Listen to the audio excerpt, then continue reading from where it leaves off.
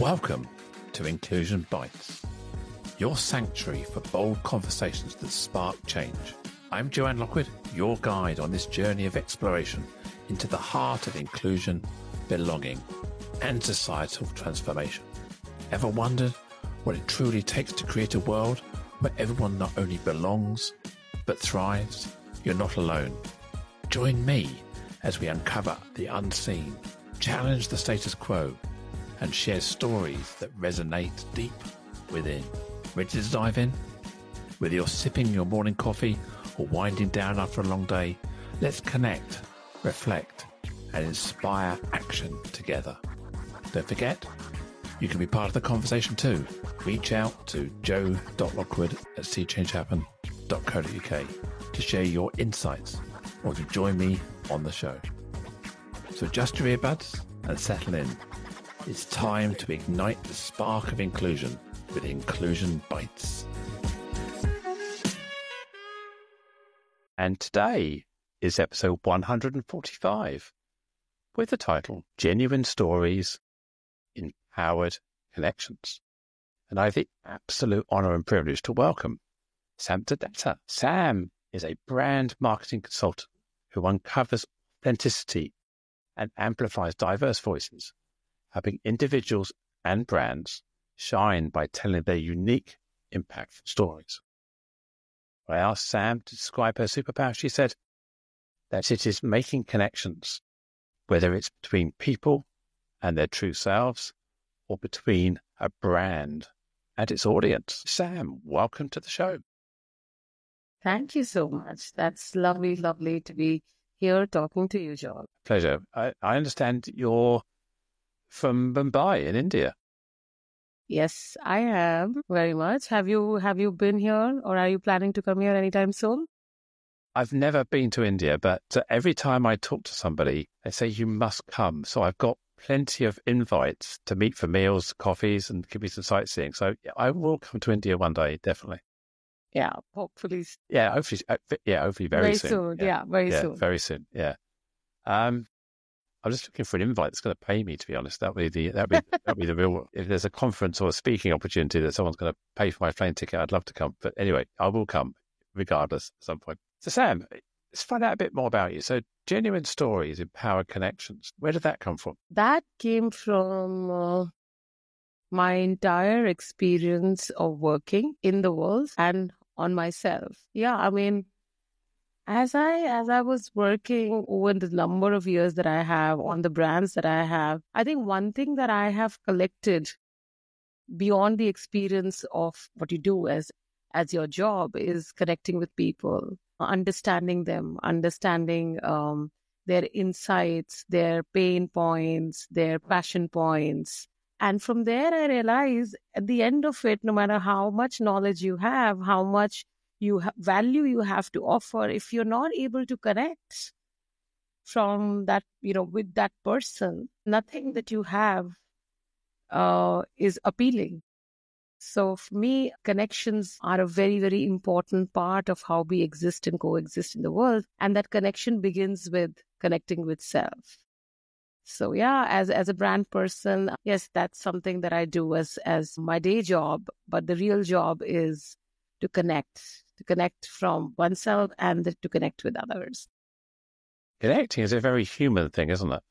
It is absolutely. Yeah. We, going back in time, back to our prehistoric, our Neanderthal, the evolution of the human race, we thrived through building connections. We're not a loner species, are we? We need company. We need to meet with people. We are tribal by very instinctive, nature of ours. And I think that gives us a sense of security. Connections give us a sense of security and, is a part of our psychological makeup. So it indeed is something that we thrive in. So connecting is very, very important. And that's why, if you see all around the world, the institutions that thrive are based on connection. So, I mean, and even in my experience, Joe, what I've learned is, when you connect, whether it is brand or whether it is people or whether it is strengths, that's when you really grow. If you're not able to connect, you are not able to grow. So connection is very, very important to the progress of anything. Of course, we all went through that COVID time several years ago where the way we connected changed overnight, didn't it? We were living our lives and suddenly the rules changed, even for you, no matter where you were in the world. Everybody was affected somehow. Yeah, it is. And it kind of, it's a weird thing because we were so isolated, the desire or the pull to connect was much more deeper. That's when, if you see how the digital boomed really happened in COVID. And if you were actually seeing, the travel industry kind of going off the charts today, it is because of COVID, because people are like, there is one life to live and we need to live it and we need to experience everything. So let's travel, let's do everything. So, that entire FOMO, fear of missing out, all those basic human needs are kind of at the forefront of our existence today because of the deep isolation that we all kind of encountered in COVID, and the fear of survival linked with very much the fear of survival, because in its very nature, COVID was so isolating. Yeah, we changed the way we interacted, and we went from being hugging and shaking hands and kissing each other to having Zoom or Teams or Google Meets. We went online and we connected differently. And I think we had to learn how to feel the energy between us differently as well. Indeed, absolutely. We had to kind of like learn and figure out how do we make sense of this new world that we are encountered with.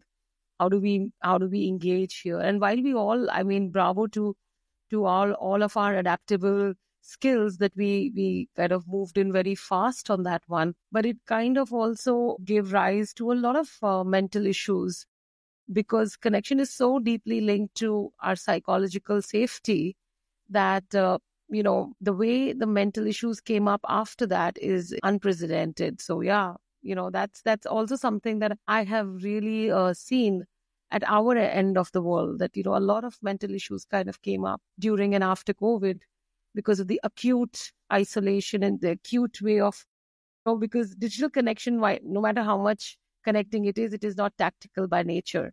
So how the energy kind of transcends here is much different than how the energy transcends when you meet somebody in flesh and blood. So, to be adapting to that, it did have a kind of a deep impact on people, and also it gave rise to the entire, I think, the pet industry globally. The connections. We were so deeply longing for connection that we went beyond the human connection, and the pets and the entire industry kind of boomed during that time. Yeah. I never realized, I suppose for most of my life, I didn't realize just the power of touch. It really occurred to me in the last, I think probably 6 to 12 months, that I started really feeling the energy transfer both ways, just by holding somebody, by hugging somebody, by being close to somebody. It's not about the words. It's not sexual or anything like that. It's a pure energy transfer where that warmth and the two spirits almost combine in that energy. And I find now that I can be silent, I can be quiet and start to feel down. But as soon as I maybe hold my wife or give my daughter a hug, I suddenly feel that invigoration coming over me, where that exchange of energy has made all the difference. Beautifully put, because it is therapeutic in nature. Come to think of it, if we are, how we are created in the womb and how we kind of, cascade down to the life that we have today. From that point, is all about touch and nurture, and it is all about that energy exchange. And no matter where we are, the closest we feel to safety is our mothers, right? Or anything Mother Nature. That's why we call it Mother Nature. Because the minute you start connecting back to your roots, that's where your energy transfers are the highest, and you feel nourished the most. So in that sense, you're absolutely right. The way energy kind of transcends, it is so lucid in a certain way also. Come to think of it, right? Because we thrive on it. It's so much silent also. Like you said, you don't need to speak a word with that connection. It just kind of opens you up in that sense. So yeah, you're absolutely right there. You mentioned psychological safety, and I sometimes think about psychological safety. It's, can I trust me with you? Are you going to listen to me? Are you going to respect me? Are you going to amplify me? Are you going to make me feel good about myself? Or am I going to be damaged by talking to you, by being with you or being around you?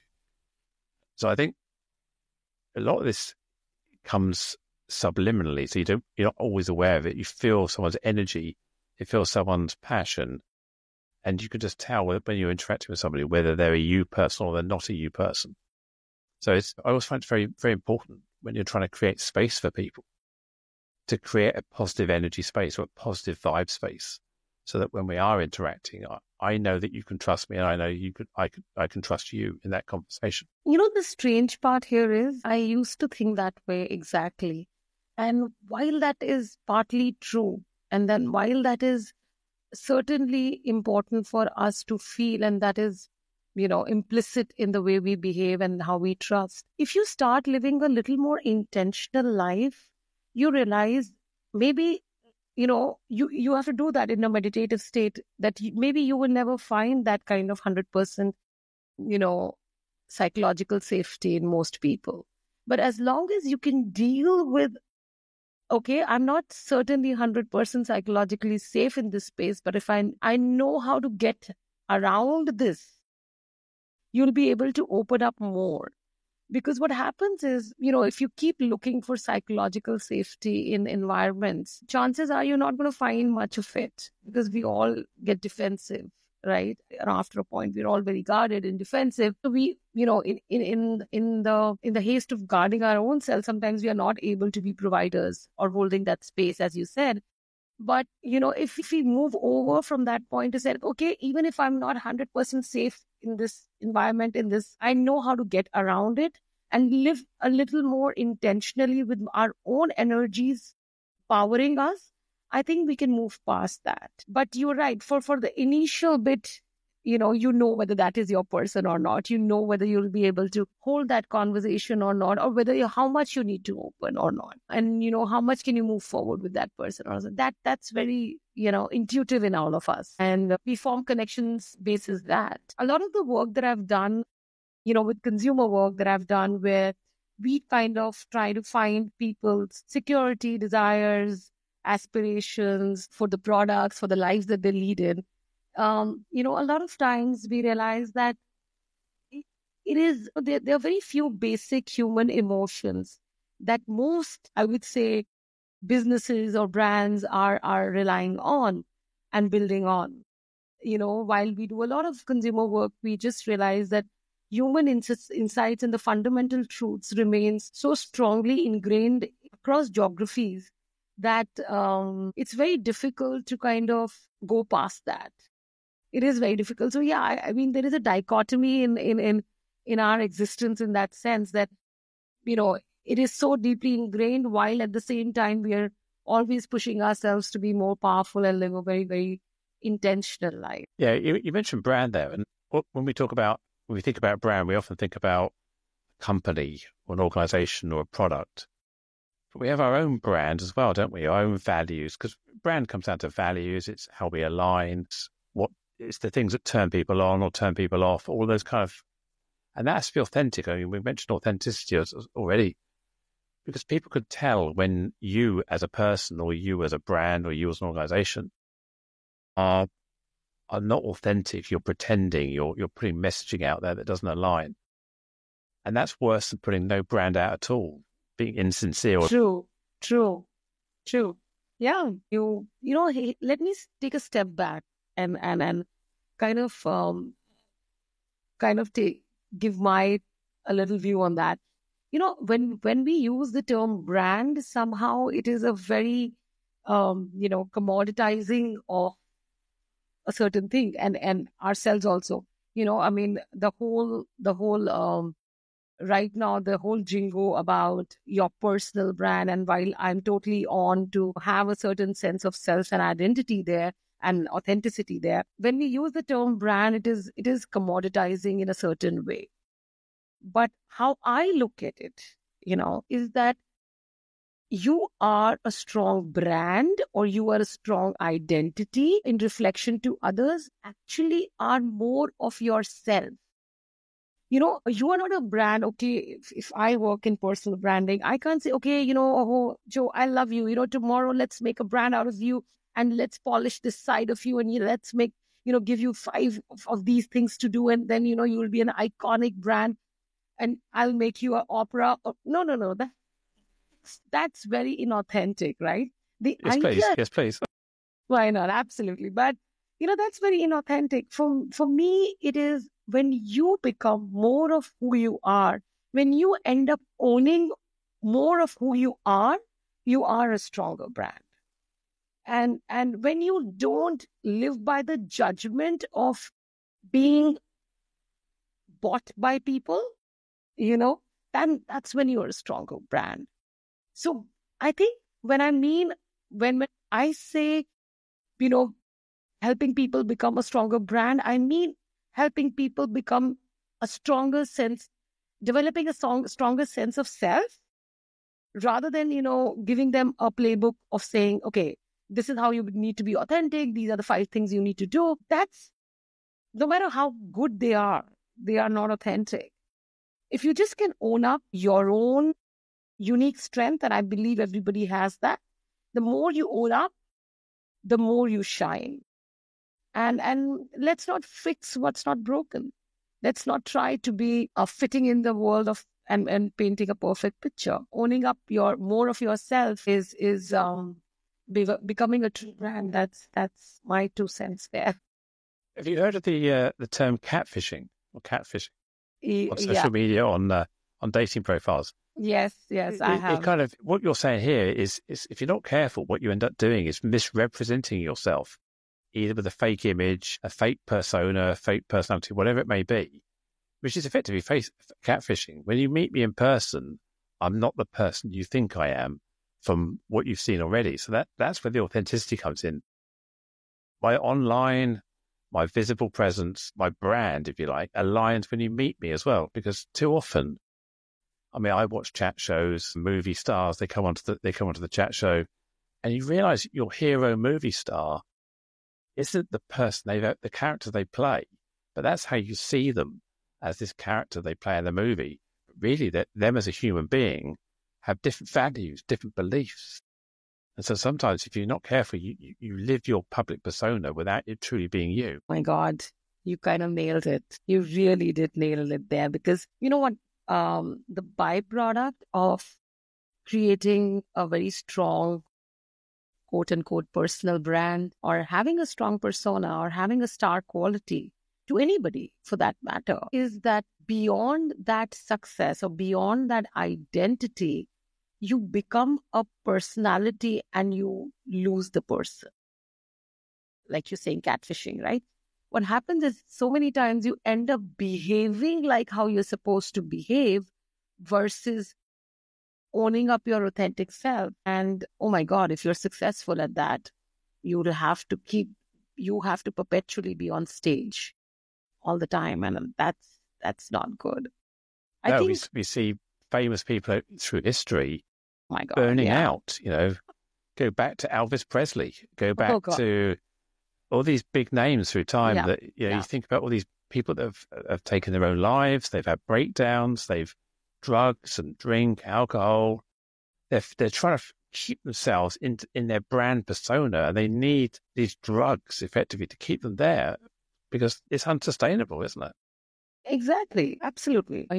Because at the end of the day, that's why I have a little bit of I take it with a pinch of salt when I use the word personal branding, because what you're trying to do is basically stitch together a mask for yourself that you need to hold on then and put on forever. And that's actually so counter to, that's actually the opposite of what you're trying to do here.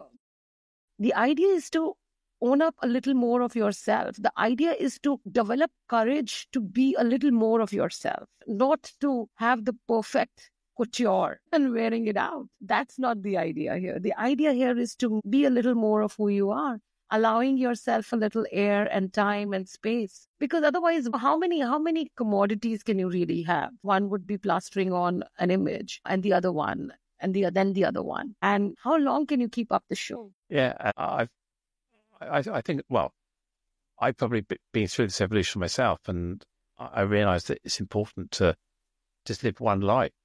If you're trying to live two lives, you have to translate everything in your head. Yes, who am I talking to? What story have I told in the past? How have I got to smile? How have I got to show up? And it becomes so exhausting. And when you let that go, life just becomes simpler. Just it does. Love me or hate me for who I am, not for who I'm pretending to be. True. And the journey begins with self here. The journey begins with allowing yourself to own that up. Because as we evolve as humans, there will be many aspects of ourselves that we'll develop. And that could be leaving behind something and getting into something. And no matter how successful my past tense was, at the end of it, it was a past tense. You need to move forward and find the new you and then build that up. And that's the circle of life. Why do you think people are so scared or fearful about showing their true self sometimes? They don't think they're good enough. They don't think people are going to like them. Well, there are a lot of reasons, I'm sure. I do see a lot of times when we are young, our sense of self is not developed and we see ourselves through other people's eyes, be it siblings and parents and grandparents and friends and crushes and boyfriends and girlfriends. And that sometimes, like I read somewhere, when a parent is mean to a child, knowingly or unknowingly, the child does not end up becoming mean to the parent. The child end up in hating themselves. So if in your foundation, you've had some experiences where you were criticized, you were not strong at that point to fight back. So you believed them and their vision of yourself, and you started kind of cultivating that opinion and that hate for self while still loving the source of the hate or any kind of trauma that came in with that, but that has shaped most of us. And one has to kind of realize that, okay, this is the line. And now I press the stop button and I reevaluate and recalibrate myself from here. Have you been through something similar yourself where you've had to discover who you are?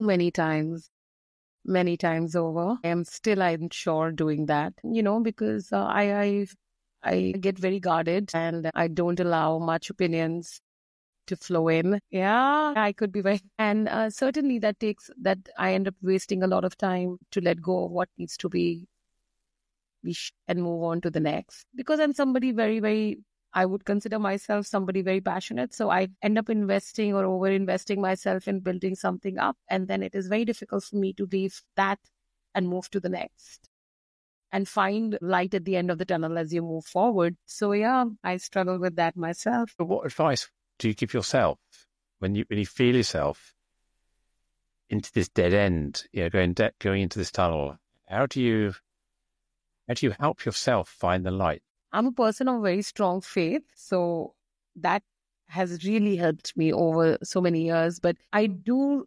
believe that nothing matters. Eventually, nothing matters. I mean, whatever I'm building, whatever I'm doing, wherever I am, it's all a game. Nothing would really matter. So enjoy it. This is what I've learned. Like last 4 years, this is how I have kind of made it a little bit of my mantra that nothing really matters. So play it on. Play it on the way you want to play it on. Because eventually, in a couple of years, this will not make sense. Something else will become important and the priorities will keep changing. So don't give it too much importance. If it's a mistake, that's okay. Move on, make another one. The change is constant. It's about riding the wave, knowing that the wave will just keep floating us on and we'll find some new opportunities. If things don't work, we learn from it and we just find the next thing. Yeah. And eventually everything is a game. Nobody's keeping your score except you. So yeah, that, you have to. Yeah.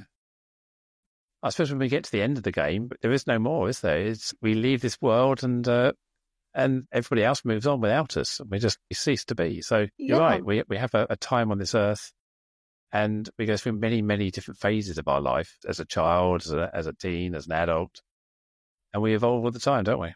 Yeah, and everything is a lesson. Everything is meant for you to learn something and move forward. Sometimes it comes in a form of a very painful event, and sometimes it comes in a form of a big ticket win. But at the end of thread, everything is a game, everything is an experience, everything is a lesson. You learn it, you share it, you enjoy it, you thrive in it, you burn in it, and you move forward. That's what I've learned, and there are many lessons still to be learned. There isn't any bottom line here. No, I'm a great believer that most of the reality is made up in your own head, and you create your own reality, and your brain makes sense of stimulus from the world around you, and how you interpret that is down to how you interpret it, and you can interpret anything positively, negatively, and it's how you frame it in your head. Yeah, not always easy to reframe, but when you realize you have the power on how you see something, and you can adjust the way you think, it's empowering and also liberating. It's very liberating because, it is. Because at the end of it, Joe, you have to live a very intentional life, and you have to allow yourself to endorse your power. That is very important. The power cannot rest in anywhere else except yourself. And when you do that, you create an intentional life. You police yourself a lot more and say, okay, those thoughts are not going to help me. That action is wasting my time. That is not a meaningful way to engage.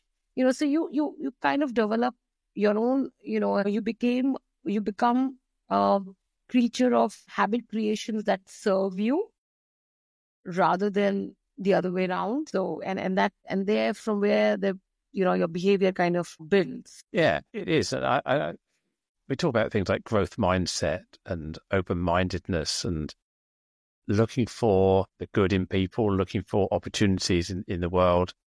All these things allow you to expand and move on from trauma, move on from getting stuck into something. Not everybody has the mental capacity or mental strength or the privilege to be able to make those decisions. And we talked, and this in the show notes, you mentioned the word inclusion, and we're touching on brand, and because when you're feeling excluded, when you're feeling discriminated against, when you're not in the majority, you're being pushed to the edges.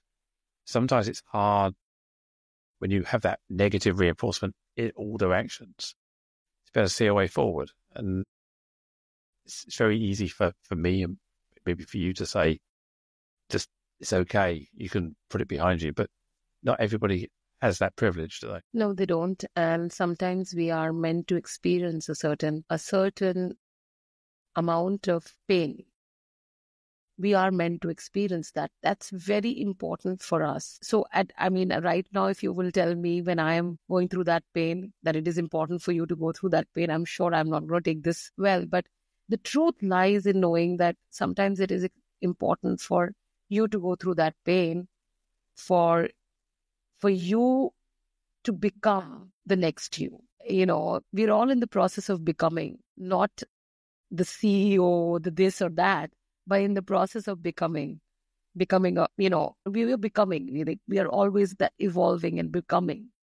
So in that sense, it is not easy. You're absolutely right. And sometimes we don't have the agency to support us in any form or manner. We are at the lowest ebb. We find our way, and we find our way. Trust me, we find our way. We find what lessons we've learned. We find the way around it. I'm a person of faith. I found my strength through faith. You could be a person of action and you could find your strength in action. But we find courage, and that's why courage is a very most important in my eyes as a virtue, because courage keeps you moving and becoming the next version of yourself.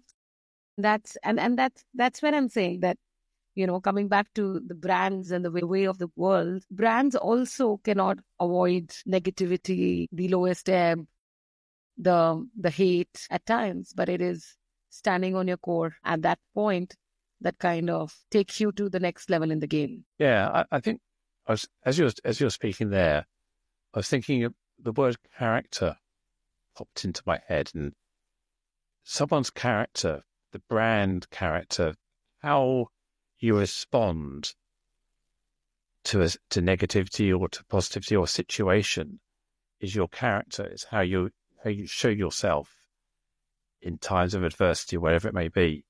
So when we are making mistakes, it's how we respond to that mistake is our character, isn't it? Exactly. Like they say, character is what you do when no one is watching, when the lights are off, that integrity, the character that really shines, right? That really shines through, and that is authentic. I mean, again, I would just say in that moment also, we cannot be self-righteous and say, oh, that is a higher character thing to do and that is a lower character thing to do. If in that moment also that person was trying to be more of who they were, I think their inner power would be stronger. And in that moment, if you are half-hearted, half-brained, trying to please everybody, no matter if you did the right thing, you disown yourself in this whole action. I don't know whether it is making sense. Yeah, no, completely.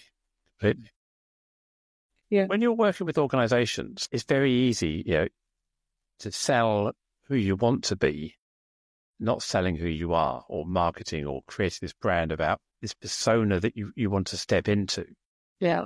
How hard is it to get brands to recognize they need to change themselves first before they try and step into this brand? Again, that authenticity, aligning themselves. So if you're not careful, what you do is you keep chasing the dream of who you are and never actually being that dream. Hand on heart, it is more, for most times it is difficult. And I'll tell you why it is difficult. It is not difficult because, you're doing business with people who don't understand this. No, they absolutely understand this, and they understand it sometimes equally, if not more, than how much in the world that we live in. If we are constantly married to an Excel sheet and a bottom line, and every year on year, we have to show a certain amount of profitability, it becomes very difficult, increasingly difficult. Sometimes your values will get shortchanged because the numbers become important. But if in the long run, if you see the brands that have been able to hold the test of the time, are the ones who have either stood on themselves, on those pillars, or have course corrected themselves. So if you are somebody who is building something that commands a certain amount of value, you will understand this very easily, and you will understand why it is important for you to hold on to it. But if you are somebody who gets pressurized with the bottom line way too easily, then it becomes a challenge. And rightly so. Sometimes it is challenging. I won't judge, but that's the truth of it. Bottom line has to be part of the equation, because if your product, your brand, whatever you're trying to sell, whether it's you or the business, if it's not resonating, it won't sell. Therefore, the bottom line will suffer. But I often think that we should be leading with who we are, leading people first, and we talked about connection first, building that resonance with somebody else. Then the bottom line should come as a byproduct. Whereas if you put the bottom line as the prime objective, then you try and fit everything inauthentically to try and achieve that bottom line. Whereas if you start with people first and generate profit and revenue through positive connection, then the bottom line will follow. Keep an eye on the bottom line, obviously, making sure that you're spending the money in the right places, the overheads are correct. If you have to lead with people, you have to lead with connection, you have to lead with character and brand, in my opinion. Yeah, absolutely. Absolutely. I mean, I have nothing else to add. You're absolutely right. And I wish and I pray and I hope that in times to come, we have businesses and people that not just believe in this, also walk the talk, because I think the current businesses, the new world that we are living in, the consumer has developed a very strong voice and is dissing the brands on these parameters. Absolutely. So you can't just be the big brand and dump your waste somewhere in the world and, wash your hands off it. Brands are being made to be more accountable. They're doing businesses. And yeah, the world is changing. The world is definitely changing. I said earlier that I've never been to India as yet. How do you perceive the way India does business versus maybe the Western or the Eastern or the European influences? Maybe you see, are the values similar, or is Indian culture and ethics different to the Northern Hemisphere, the Americans, the British, the Russians? Good question. Fundamentally, Indians are very family oriented. Most of, our cultural value are very family oriented. So the businesses that come from India represent the family value system in the organization far more strongly. Not to say that necessarily they are good or bad, but this is one. The family values get adapted to the business far more strongly. And, India is very big to actually answer this one, because different regions have different business houses and different examples, and different sects do business very differently. So it's very tough to answer, but I'm trying to kind of put it all together to simplify it. That is very strong.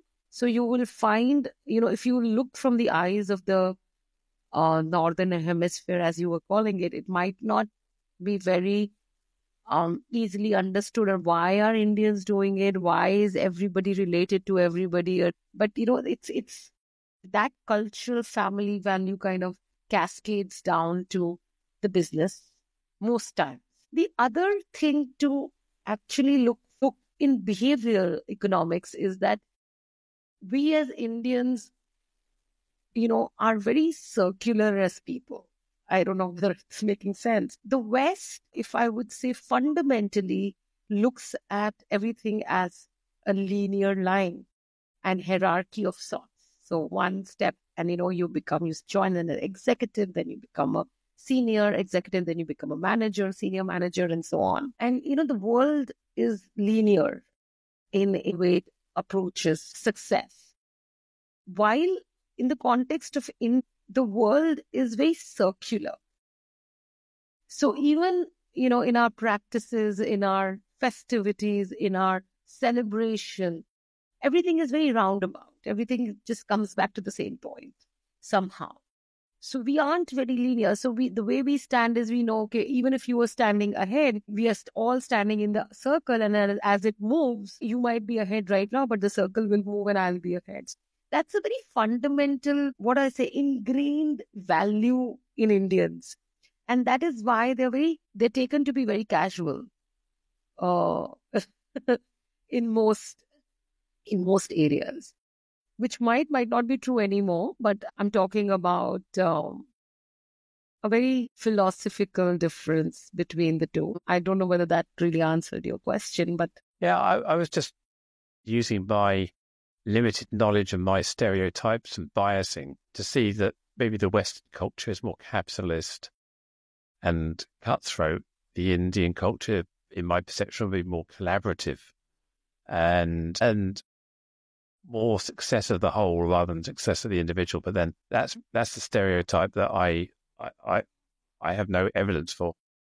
Well, to a certain extent, I would say that stereotype is correct. In our language per se, the word success is not bifurcated alone to the arena of work. The term, if you translate it to, I'm using right now Hindi, but if you translate it to a local language, the idea of success as translated is you are successful when you are a good son, when you perform your family duties, when you perform, but that, I mean, when you perform a holistic way of living, that's when you are successful. That's when you're considered, successful. But I would say that would be quite similar to the way even Europe is, at least Britain, if I'm not mistaken, because am I correct? Not correct?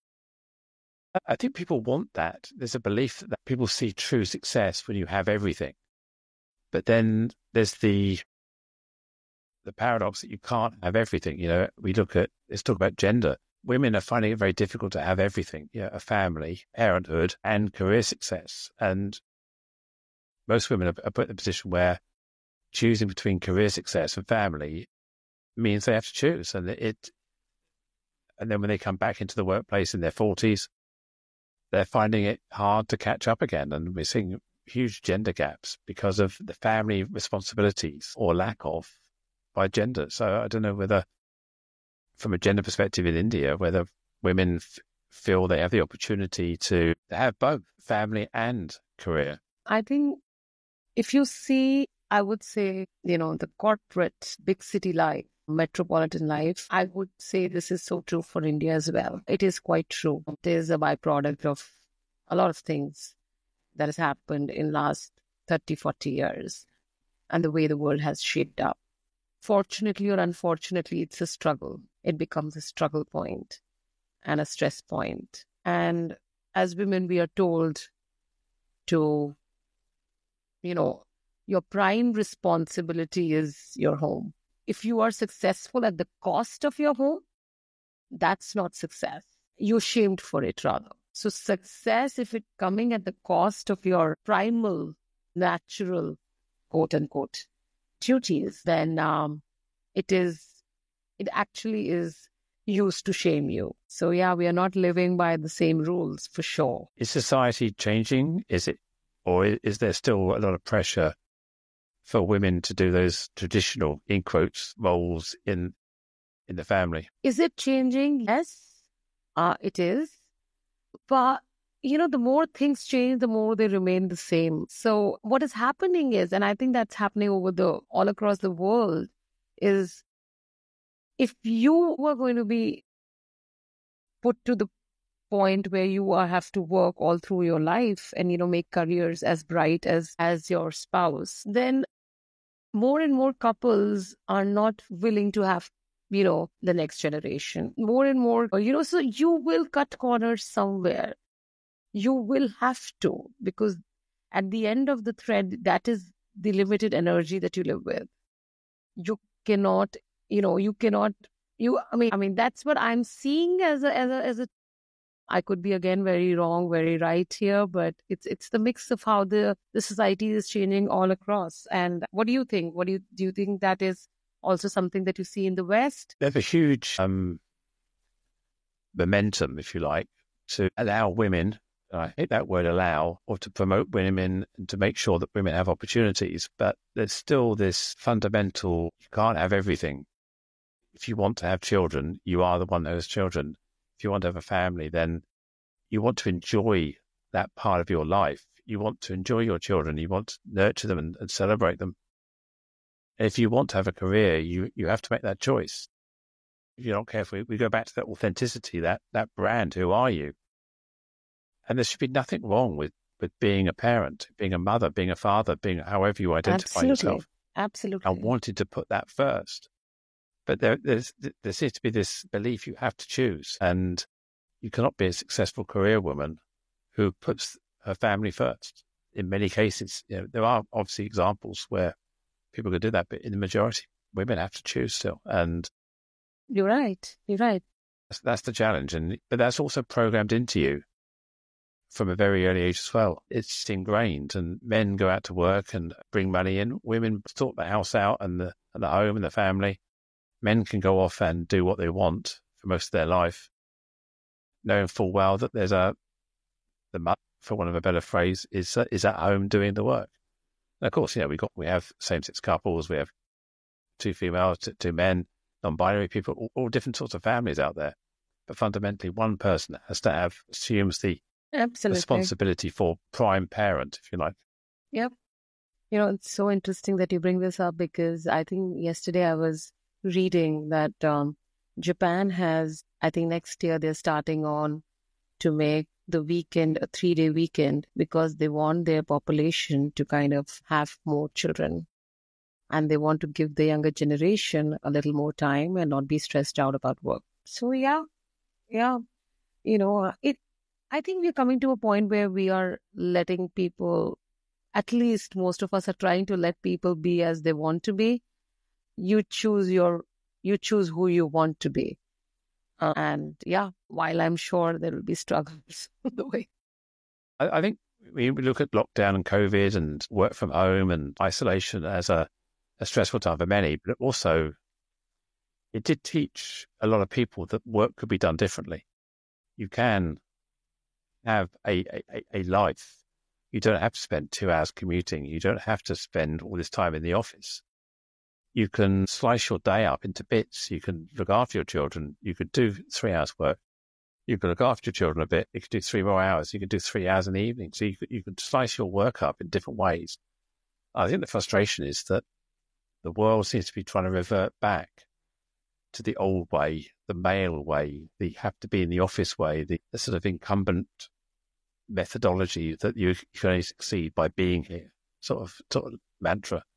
I think that's what we're losing all of a sudden. All these things we learned through COVID, we're suddenly forgetting again. What do you think is, and what do you think is the consequence of that? I think it removes flexibility. I think I don't want to dictate to anybody about how you should work, when you should work. But what I'd like to see is people feel empowered, understand how they perform best, when they perform best, whether that's working alone, working in team, working with people.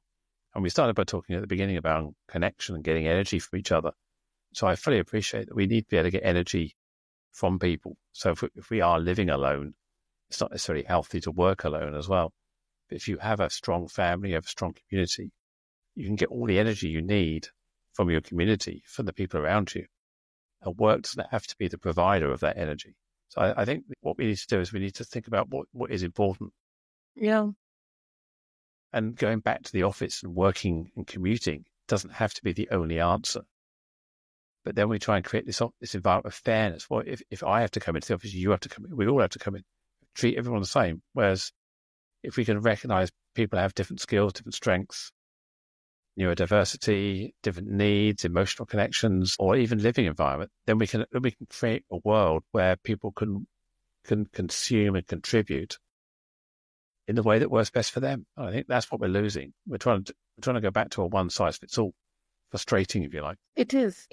But an anti-trend to that I'm seeing is that the younger generations are redefining what success looks like for them. They are not buying into the old idea of success, and they are redefining it. So, if you may say, the gig economy or the way they want to.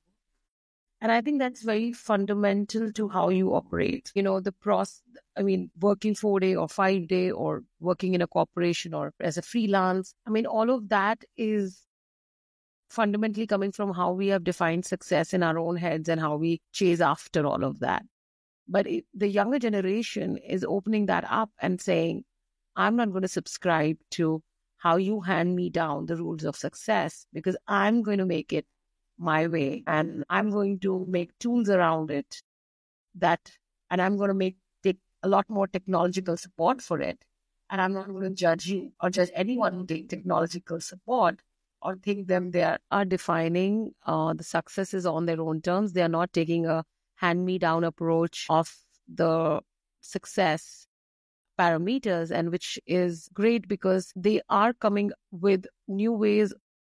They're supported by the technology. They're supported by tools that makes their life easier. They can travel and work from anywhere. They can earn money without reporting to a certain structure. They can be much more community. They can put themselves out there. And that's the new way that the next generation has defined success. Yeah, I completely agree. I look at my daughter and she has a job, her husband has a job, but they're setting up their own online shop. They're starting to push other stuff. That they buy and sell clothing on online stores. They've got their own fashion brands they're pushing out. And it's just what they do. Today, you can create a global business from an iPad in a bedroom without Absolutely. anything else. Something I couldn't have done when I was younger because you didn't have the access to market. But now we've got all the tools. Yeah. Graphics, design, branding. We've got marketplace. We've got Instagram. We've got social media. We've got all these different products. And certainly the good part is, I mean, I would say that my generation, I would say, is still being judged on using these tools and using the support that we get from technology. But my generation is judging the same generation using this much support. But I mean, I'm like, they're getting a year's job done in a month. So what's the problem here? And they don't want to work 240 days in 365 days. They want to work much less. And yeah, why not? I mean, I'm nearly 60 and I'm embracing this new technology. I'm embracing new ways of working because I don't want to do work all day or all night. And I want to rapidly build something and get to market with something really quickly. So yeah, and I use the tools I can. I embrace AI and some of the other startups. I'm a great believer in looking around for different solutions. And if I can shave a corner off, if I can go quicker from A to B, I'm going to do that. I think in times we should remove the, I don't know, but we should remove the shame of using technology to its optimum. I'm like a lot of ChatGPT writers or they shouldn't. I mean, classically, if you haven't thought of a thought, it's not your thought. That approach does not find its way through this generation. No, and it's hard to have original thought. Even when you do, you Google it and you figure out someone else has already had that thought. Then you don't know whether it was your thought in the first place or you heard it from somebody else or you'd seen it somewhere. So where is original thought? We look at the world and civilizations have all evolved in very similar ways with similar outcomes, yet not connected. The wheel was invented by everybody, not by one person. Housing, roofing, cooking, all evolved independently in different parts of the world with different flavors, different spices. But fundamentally, as a human species, we evolve through great ideas. So who has the first thought? It's hard to say. Who to say? Exactly. So I think I always believe it's how you interpret it, your spin, your brand, your beliefs, all the things we talked about earlier, your character, whatever you bring to it, how I give you my thought. You talked about psychological safety earlier. Yeah. I talk about psychological safety from my perspective, and I give you my view of it. Fundamentally, it's still the same thing, the concept, but the story I tell, the feeling I give you, the angle I come up with, that's my bit of it, based on another idea. If that's all ChatGPT, that's how AI is doing it, then you just got to take that and put your personality on top. Absolutely. Sam, it's been an absolutely fascinating hour. We could talk. I'm looking at you on video and I can see it's got dark. When we started talking, it was daylight. So yeah, you're look at it. Yeah. You're 6 or 7 hours ahead of me, I think. So yeah, it's just after lunch for me, but early evening for you. So how can people get hold of you? They can get hold of me on my Instagram and LinkedIn. That's where I'm at. Or they can write to me at Samtadatta. That's my first name and second name together at gmail.com. I talk about brands, marketing, people building, and personal brands. And I train as well. So that's where I'm at. Samtadatta is SAMTA, and then Datta is DATTA. Yeah. Fantastic. I'll put your LinkedIn and Instagram on the profile and in the show notes. So if you're looking for that, people should just reach out and have a connect. Is that okay? Absolutely. I'm here to help everybody. Sam, it's been fascinating. Thank you. Absolutely. It has been fascinating. Thank you so much for your time and this lovely interaction. As we bring this conversation to a close, I want to express my deepest gratitude to you, our listener, for lending your ear and heart to the cause of inclusion.